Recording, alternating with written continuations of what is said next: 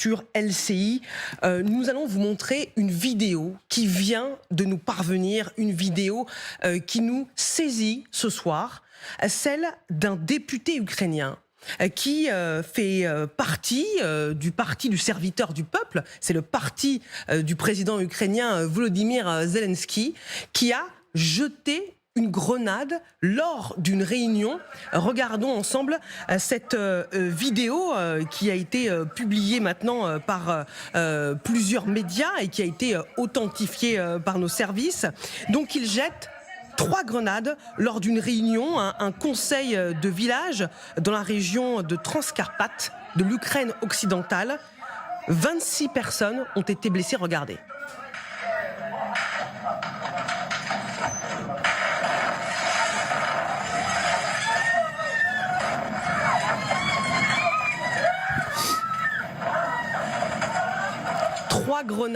Trois grenades qui sont jetées dans cette réunion.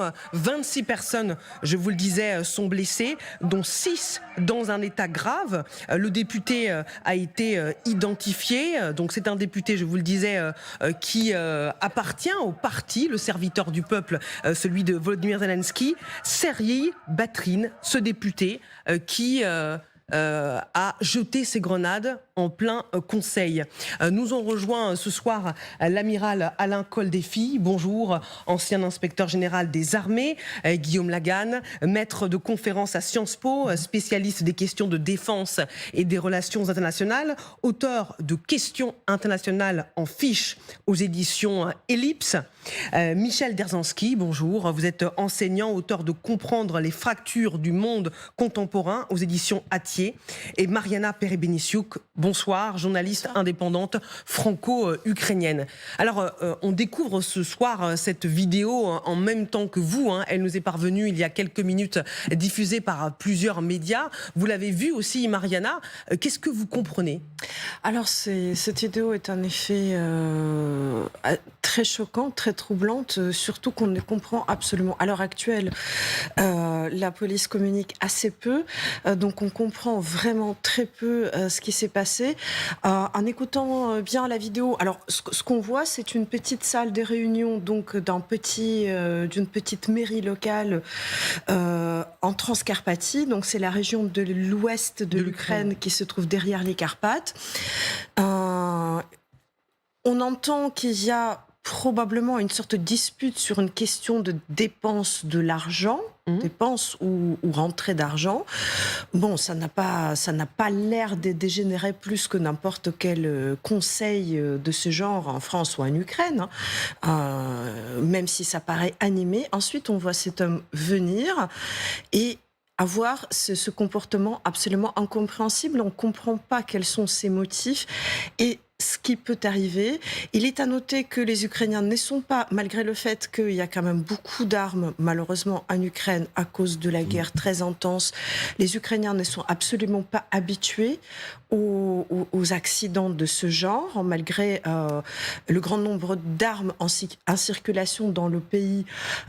Il n'y a des cas comme ça restent exceptionnellement rares. Je ne m'en souviens même plus de quand date le dernier accident. Probablement avant l'invasion, en fait. Et ce qui ressort pour l'instant, c'est l'opinion publique qui découvre, parce que ça n'a pas encore fait un très grand tour, mais l'opinion qui découvre est plutôt sidérée d'apprendre ça, et ça provoque l'incompréhension totale. Ah oui, l'incident fait l'objet d'une enquête en tant qu'attaque terroriste potentielle, a déclaré la police locale. 6 personnes en état critique à l'heure où nous parlons. Guillaume Laganne. Bon, mais comme Mariana vient de le dire, on ne sait pas grand-chose sur ce qui, à ce stade, reste un fait divers. Je ne sais pas si on peut donner une connotation politique ou autre. Les deux réflexions que ça m'inspire, c'est effectivement la question de la circulation des armes en Ukraine. C'est un pays qui, pour les raisons évidentes, détient aujourd'hui beaucoup d'armes. Elles circulent. Elles peuvent, chez une personne qui serait apparemment déséquilibrée, enfin quand on voit les images, c'est un véritable attentat-suicide qu'il commet. Elles peuvent provoquer ce genre de comportement. Moi, la seule question que j'ai, mais là c'est Mariana qui peut nous le dire plus que peut-être le mieux, c'est qu'on n'est pas non plus dans n'importe quelle région de l'Ukraine, on est en Transcarpathie. Alors pour les amateurs d'histoire, c'est la Ruthénie subcarpatique. C'est une région de l'Ukraine qui a été rattachée à l'Ukraine en 1945, mais qui avant a successivement appartenu à la Tchécoslovaquie, à la Hongrie et à l'Empire austro-hongrois. Et c'est là, par exemple, qu'on trouve des minorités roumaines et hongroises, et elles sont au centre de la polémique avec la Hongrie. Donc je ne sais pas du tout s'il peut y avoir un lien avec cela, mais de fait, c'est une région où il y a des tensions, enfin compte tenu de ce qui s'est passé hier au Conseil européen, on peut imaginer qu'il y a une animosité particulière de certains Ukrainiens. Mais enfin bon, encore une fois, je ne surinterprète pas parce que ça n'a aucun sens ce qu'il a fait, mais voilà, ça peut être éventuellement une dimension locale un peu particulière. Alors, pour répondre à cette question, non, je pense que la dimension locale qui provoque le plus des tensions dans la région, s'il faut des tensions quelque part, hein, c'est plutôt le commerce du bois, parce que c'est une région très boisée.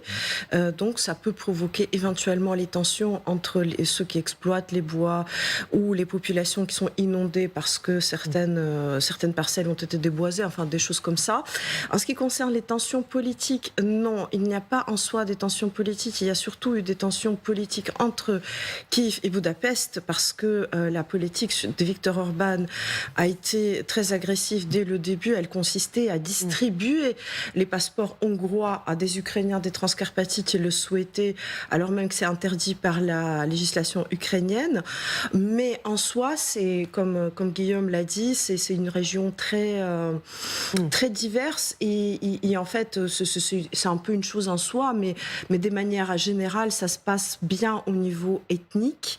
Il n'y a pas du tout des tensions religieuses. C'est même pour cela, encore une fois, que c'est la... Il peut y avoir une autre... Si vraiment il faut lister toutes les tensions possibles, comme c'est une région frontalière, comme dans toutes les régions frontalières, surtout dans les zones montagneuses, il peut y avoir aussi... Ça peut être aussi des lieux de trafic. Oui. Non, mais pour que les on ne voit pas ça. On comprenne bien, il y a eu quand même une loi ukrainienne qui est revenue sur la possibilité de ces minorités roumaines et hongroises d'enseigner en langue locale, enfin en langue nationale. Il y avait des raisons à cela, c'était l'idée de mieux les intégrer, leur permettre de passer par exemple les concours de la fonction publique qui sont en ukrainien, alors que la maîtrise de l'ukrainien n'est pas parfaite chez ces minorités. Ça a provoqué quand même des tensions avec la Roumanie et la Hongrie. Mais là, c'est une réunion sur le budget. Non, mais c'était surtout politique. Oui, mais on ne sait pas, entre les deux capitales, qui sont ces gens. Non, forcément, au niveau local. On vous la montre ce soir parce que c'est comme un député. Et juste pour finir, pour être complet, aujourd'hui ces tensions sont abaissées puisque l'Ukraine est revenue, en fait il y a eu un compromis, donc elle est revenue sur cette obligation. Mais quand même pour expliquer le contexte un peu particulier. Voilà, je voulais vous montrer ces images qui nous ont saisis encore une fois parce qu'il s'agit d'un député qui appartient au parti présidentiel serviteur du peuple et qui lance ses grenades en pleine réunion sur le budget. Ça nous a évidemment saisis et Mariana, je voulais absolument entendre votre parole sur cette scène. Il y a 26 blessés, 6 dans un état grave et on va évidemment y revenir dès qu'on aura plus d'informations parce que évidemment cette scène saisit toute l'Ukraine ce soir.